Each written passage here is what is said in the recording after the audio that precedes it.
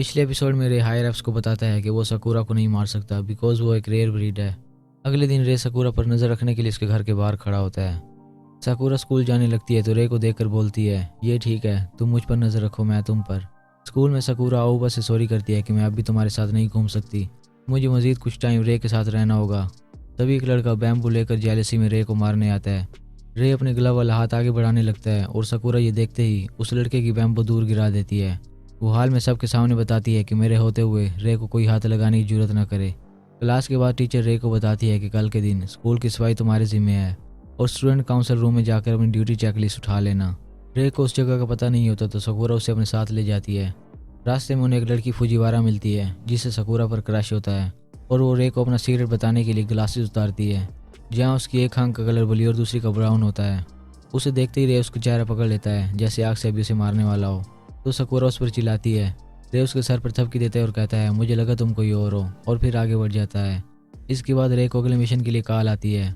रे सकूरा से कहता है कि अब तुम मेरे पीछे आना बंद कर दो, लेकिन सकूरा उसका पीछा नहीं छोड़ती। रे सकूरा के साथ एक बिल्डिंग में जाता है जहाँ एक अपार्टमेंट का दरवाज़ा लॉक करते ही वो एक आदमी को लात मारता है। वो दोनों अंदर जाते हैं और उन आदमियों को देखते ही सकूरा को रियलाइज़ होता है कि ये याकुना डैन है और रे उनसे पंगा लेने आया है।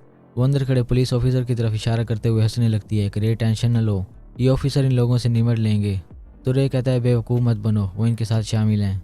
इसके बाद उनका लीडर रे से पूछता है, तुम्हारा क्या मसला है? तो रे बताता है, मैं जानता हूँ, जब से मैंने जी फैल्कन गैंग को ख़त्म किया है तुम्हें ड्रग डीलिंग में मुश्किल हो रही है। तो उनका बॉस कहता है, तुम बातें तो बड़ी कर रहे हो और मैं तुम्हारी कॉन्फिडेंस से इंप्रेस हुआ हूँ। तो रे को अपने लिए काम करने की ऑफर करता है। तभी सकूरा सभी को मोरल लेसन देने लगती है और सब हंसने लगते हैं। एक ऑफिसर सकूरा पर गन तान लेता है कि मैं तुम्हें बताता हूँ ये दुनिया कैसे काम करती है। तभी रे अपनी आग जला लेता है और सबसे पहले वो गैंग लीडर का चेहरा पकड़कर उसे मार देता है। एक ऑफिसर उसे गोली मारता है। रे अपनी आग से उस गोली को रोक लेता है लेकिन उसका हाथ जख्मी हो जाता है। सबको मारने के बाद एक ड्रग एडिक्ट आदमी बच जाता है जो ड्रग की डिमांड कर रहा होता है। सकूरा दूसरे रूम में जाती है जहाँ उस आदमी की बेटी मिलती है जो कहती है मैं मरना चाहती हूँ। तो रे एक हाथ से उसका गला दबाने लगता है जिससे वो कहने लगती है, क्या मैं नहीं मरना चाहती, मुझे जाने दो। रे उसे छोड़ देता है ये कहते हुए, सिर्फ बेवकूफ़ ही मौत की तमन्ना कर सकता है, आइंदा कभी मरने का दिल करे तो मुझे याद करना, मैं तुम्हें मार डालूंगा। रे जाने लगता है तो सकूरा भाग कर उसे हक करती है। रे पूछता है, ये क्या कर रही हो? सकूरा कहती है, तुम्हें कब से इसकी ज़रूरत थी। रे सकूरा से कहता है, मैं जानता हूँ तुम रेयर ब्रीड हो, लेकिन मुझे समझने की कोशिश न करो। वो सकूरा को एक पंच करता है और वो बेहोश हो जाती है। इसके बाद रे बिल्डिंग के बाहर मौजूद गाड़ी के पास जाता है और पुलिस चीफ टकाडा को बताता है कि तुम्हारे दोस्त आग में मारे गए हैं।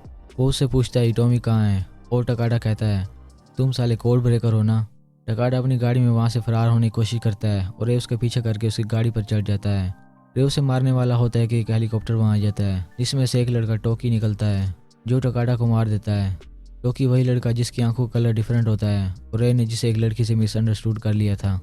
इसके बाद रे कोड ब्रेकर बोर्ड में ईडन के सामने पेश होता है। ईडन रे से कहता है, तुम्हारी टोन और बिहेवियर अच्छा नहीं है, तुम इसे सुधार लो। इसके बाद ईडन रे को अगला मिशन देता है जिसमें रे को एक पॉलिटिशियन टबाटा को मारना होता है। ईडन का साथी रे से कहता है, तुम हमारे लिए पालतू कुत्ते की तरह हो जिनसे हम ऐसे छोटे मोटे काम लेते रहते हैं। तो रे उनके साथ ये करता है।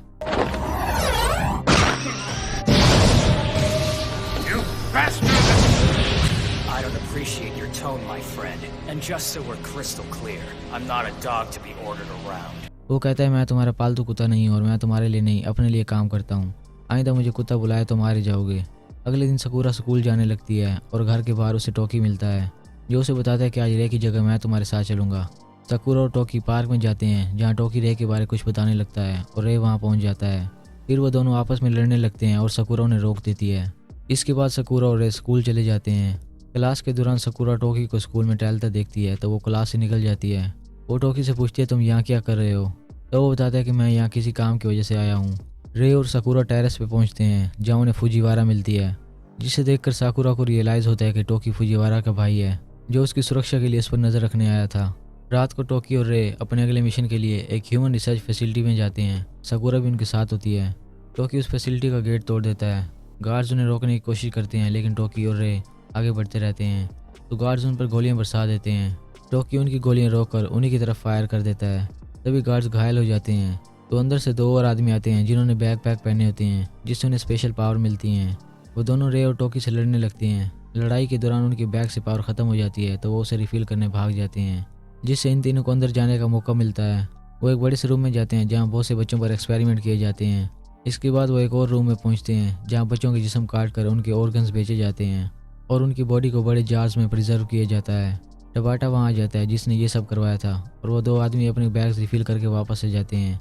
रे और टोकी अलग अलग उनसे लड़ने लगते हैं और लड़ाई के दौरान साकुरा टोकी को बताती है कि उनके बैग्स उनकी कमज़ोरी हो सकते हैं, तो टोकी उसके बैग को डैमेज कर देता है। वो आदमी गुस्से से बैग उतार कर फेंकता है जिससे एक बच्चा निकलता है, जिसका मतलब होता है कि इन बैग्स में जिंदा बच्चे रखे जाते हैं जो पावर सप्लाई का काम करते हैं।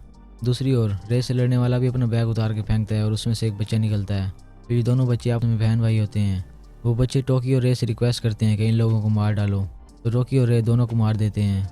इसके बाद रे टबाटा को मारने लगता है और टबाटा की बेटी चीसा वहाँ आ जाती है जिसका ट्रीटमेंट चल रहा होता है। चीसा के पास भी स्पेशल एबिलिटीज़ होती हैं और उसके ट्रांसप्लांट की खातिर टबाटा दूसरे बच्चों पर एक्सपेरिमेंट करवाता है और अपनी बेटी के लिए दूसरे बच्चों को मारता है।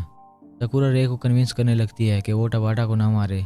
रे के पास और कोई ऑप्शन नहीं होता और वो चीसा के सामने टबाटा को मार देता है। चीसा रे पर गुस्सा होती है कि तुमने मेरे डैड को मार दिया, तो रे कहता है जब तुम बड़ी हो जाओ और मुझसे बदला लेना चाहो तो मैं तुमसे लड़ने के लिए तैयार रहूँगा। चीसा बेहोश हो जाती है और रे वहाँ से चला जाता है। ओके गाइस, आज के लिए इतना ही। Thanks for watching.